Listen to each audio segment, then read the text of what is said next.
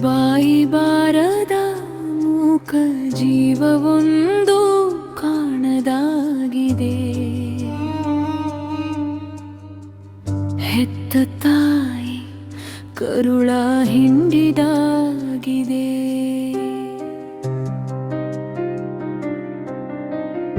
ಇಡೀ ಕುಟುಂಬದ ಜೀವನಕ್ಕೆ ದಾರಿ ದೀಪವಾದ ತನ್ನ ಅಮೃತ ತೀರ್ಥವನ್ನು ನೀಡಿ ಹಸುವಿನ ವಾಸವೇ ಖಾಲಿಯಾಗಿದೆ.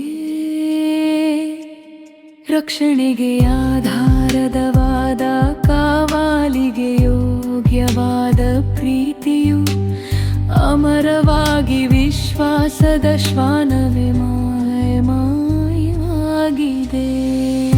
ಇದಕ್ಕೆಲ್ಲ ಯಾರ ಕೈವಾಡ? ಅದೇ ಕಾಣದ ಕೈವಾಡ. ದುಃಖಗಳ ಸುರಿಮಳೆ ತಂದ ಕಾಣದ ಕೈ. ನಂಬಿಕೆಗೆ ದ್ರೋಹದ ದಿನಗಳಲ್ಲಿ ಕಾಣದ ಕೈ.